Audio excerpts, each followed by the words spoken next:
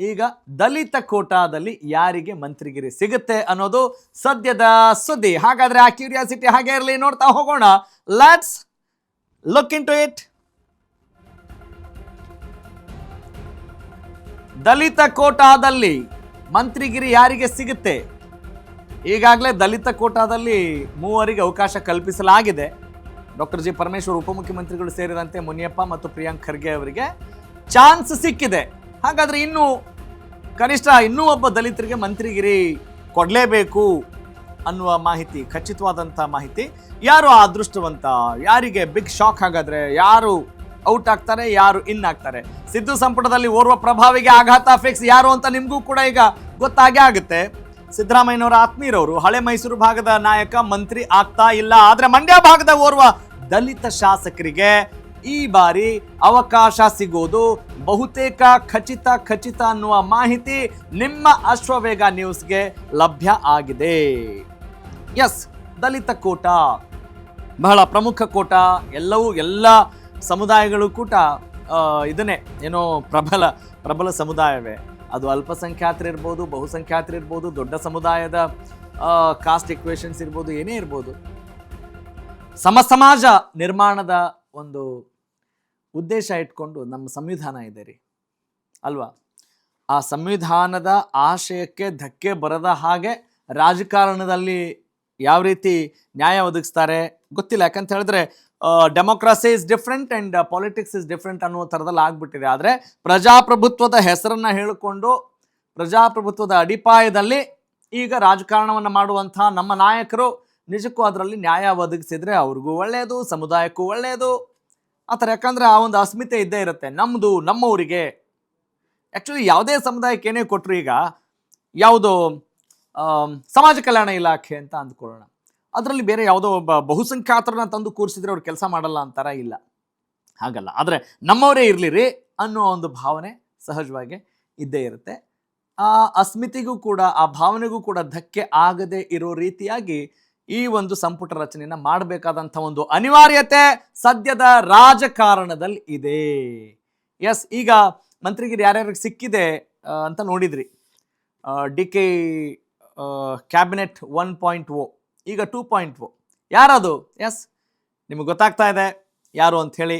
ಮಳವಳ್ಳಿಯ PM Narendra ಸ್ವಾಮಿಗೆ ಈ ಬಾರಿ ಲಾಟ್ರಿ ಹೊಡಿಬಹುದಾ ಅನ್ನೋದು ಸದ್ಯದ ಸುದ್ದಿ. Yes, let's fire the news.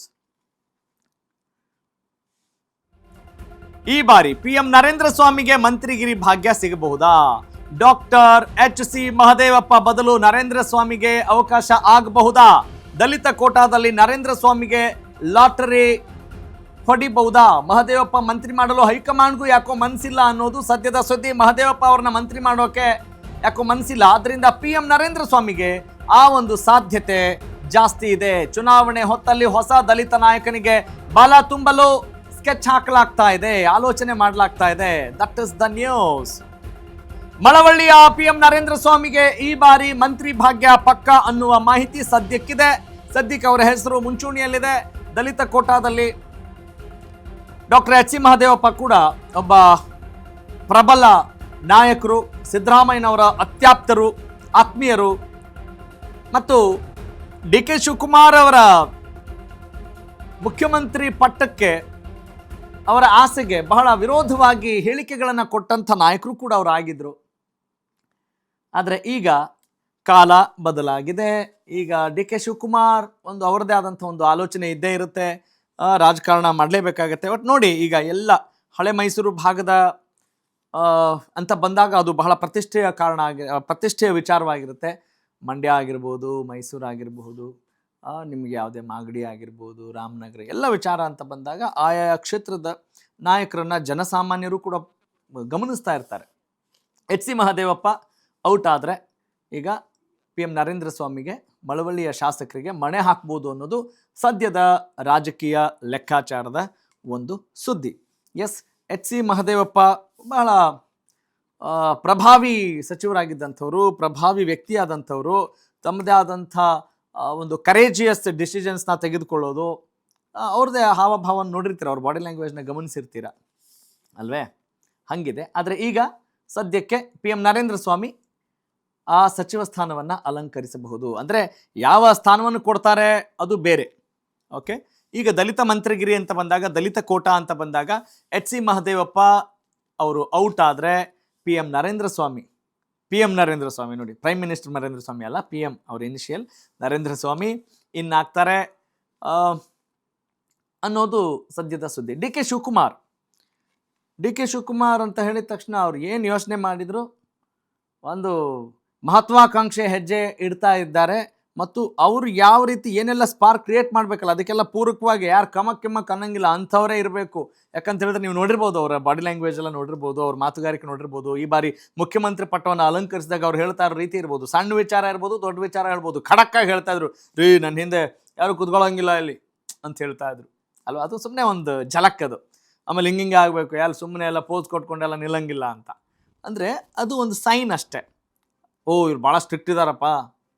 ಆಮೇಲೆ ಯಾರೋ ಅಲ್ಲಿ ಪಕ್ಕಕ್ಕೆ ಬಂದು ನಿಂತ್ಕೊಂಡ್ರು, ನೀ ಯಾಕೆ ನಿಂತ್ಕೊಂಡಿದ್ರು, ಸೈಡಿ ಹೋಗ್ರಿ ಅಂತ ಕರೆಸ್ತಾ ಇದ್ರು ಅವರು. ಅದರಲ್ಲೇ ಹಂಗೆ ನೋಡೋರು. ಇನ್ನು ಆಡಳಿತದಲ್ಲಿ ನಂದೇ ಸೇನೆ ಅಂತಿರುವಾಗ, ಇಷ್ಟು ವರ್ಷಗಳಿಂದ ನಾನು ಕಾದು ಕುಳಿತಂಥ ಒಂದು ಪಟ್ಟ ನನ್ನದಾದಾಗ ನಾನು ಹೆಂಗ್ರಿ ಯೋಚನೆ ಮಾಡಬೇಕು ಅನ್ನೋದು ನನಗೆ ಗೊತ್ತಿಲ್ವಾ? ಇನ್ನು ಮುಂದಿನ ದಿನಗಳಲ್ಲೂ ಕೂಡ ತಮ್ಮದೇ ಆದಂಥ ಪಾರುಪತ್ಯ ಸಾಧಿಸಬೇಕು ಅಂತ ಹೇಳಿದ್ರೆ ಅವ್ರು ಏನು ಪ್ಲ್ಯಾನ್ ಮಾಡಿದಾರೋ, ಯಾವ ರೀತಿ ಸ್ಕೆಡ್ಯೂಲ್ ಹಾಕ್ಕೊಂಡಿದ್ದಾರೋ ಅದೇ ರೀತಿ ಆಗಬೇಕು ಅನ್ನುವ ಒಂದು ಲೆಕ್ಕಾಚಾರದ ಮನುಷ್ಯ ಅದು ಡಿ ಕೆ ಶಿವಕುಮಾರ್.